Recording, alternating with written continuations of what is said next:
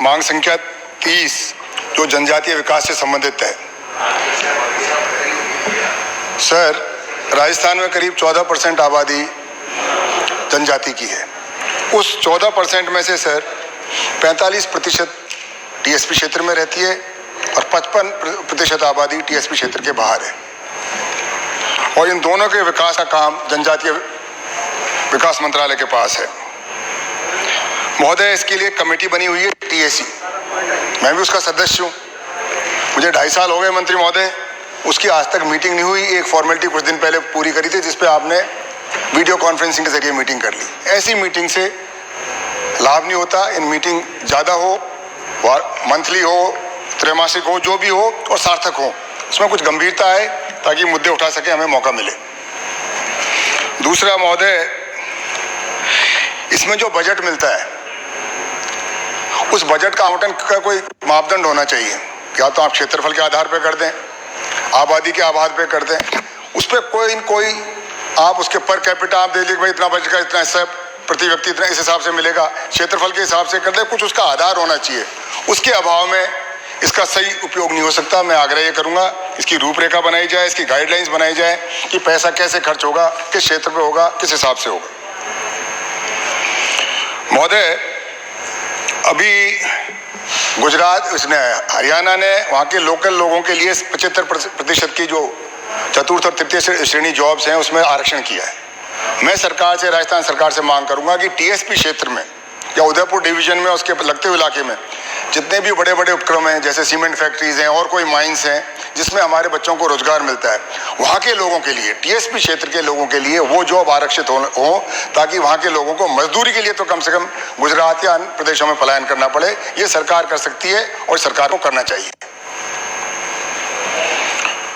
महोदय, कुछ अन्याय की मैं बात बताऊं, हमारे इस कार्यकाल में तो नहीं हुआ सर। मेरे विधानसभा क्षेत्र में माडा योजना में जनजाति विभाग उदयपुर की ओर से वर्ष 2012 में टोंक जिले के उनियारा विधानसभा, मेरे विधानसभा क्षेत्र के रूपरा ग्राम पंचायत के श्रीपुरा गांव में 18 करोड़ 95 लाख रुपए की लागत से एकलव्य मॉडल आवासीय विद्यालय निर्माण की प्रशासनिक स्वीकृति जारी की गई थी। इस विद्यालय में 6ठी कक्षा से लेकर 12वीं तक जनजाति वर्ग के बालक बालिकाओं के पढ़ने तथा रहने की सुविधा उपलब्ध कराई जानी थी। इसकी वित्तीय स्वीकृति भी 1 अक्टूबर 2013 को जारी हो गई थी। इसके बाद विद्यालय का निर्माण के टेंडर भी जारी हो गए थे तथा उसका शिलान्यास भी हो गया था। यही नहीं महोदय, साथ साथ ही माडा योजना जनजातीय विकास उदयपुर की ओर से टोंक ग्रामीण विकास अभिकरण के खाते में 3 करोड़ रुपए हस्तांतरित कर दिए गए थे। अब सरकार बदल जाती है सर, और मैं सरकार के बारे में कुछ, जो पूर्ववर्ती सरकार के बारे में कुछ नहीं कहना, उनके बदलते ही उन्होंने इसको पूरी को निरस्त कर दी। तो मंत्री महोदय, मैं आग्रह करूंगा जिसकी पूरी प्रशासनिक और वित्तीय स्वीकृति हो गई, जिसका ठेका हो गया, जिसका शिलान्यास हो गया, ऐसी योजना को लाभ करने से इसका आपकी जो पूर्ववर्ती सरकार की आदिवासी विरोधी और विकास विरोधी जो मानसिकता है वो झलकती है। इसको बंद करना चाहिए और जो पुनः जो अन्याय हुआ है उसको ये सरकार दुरुस्त करे। महोदय,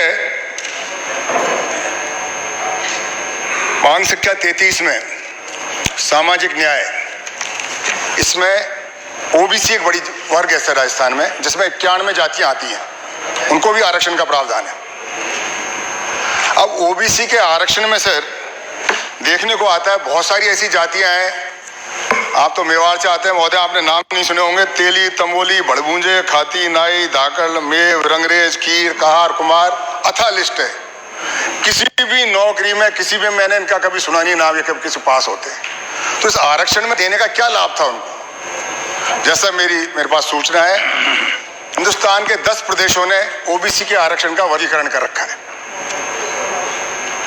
जिसकी जितनी योग्यता, जितनी जिसकी आवश्यकता, उसके मुताबिक उसकी हिस्सेदारी होनी चाहिए, अन्यथा ये आरक्षण का कोई लाभ नहीं है। तो मैं आग्रह करूंगा सरकार से, और स्टेट्स में जो व्यवस्था है उसकी स्टडी कर लें और सबको इसमें भागीदारी सबको मिले, ऐसी मेरी सोच है, जब भी इसका पूरा लाभ होगा।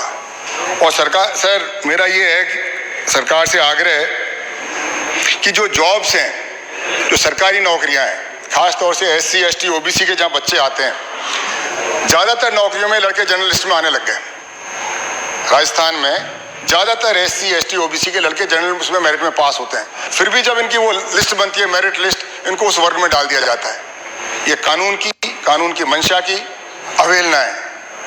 आज की जिम्मेदारी तय हो और जो बच्चे जनरल में आते हैं उनको जनरल का लाभ मिले और बाकी रिजर्वेशन के बाद शुरू होता है, उनके समेत नहीं होता। ये सुप्रीम कोर्ट ने अनेक बार अपनी आदेशों में कहा है। तो उन सुप्रीम कोर्ट के जो भी आदेश हैं, जो उसकी मंशा है, उसकी राजस्थान में पालना कराई जाए।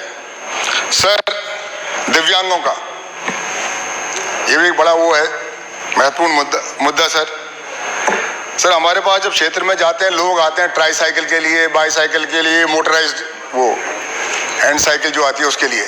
सर ना तो हमारे पास पैसा है और हमारी ग्रामीण क्षेत्र वो कॉन्स्टिट्यूंसीज है, ना हमारे पास CSR का पैसा है वहाँ।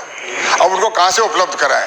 और लोग कहते हैं साहब आप इसको यही नहीं दिला सकते, एक ट्राईसाइकिल तो क्या फ़ायदा आपका?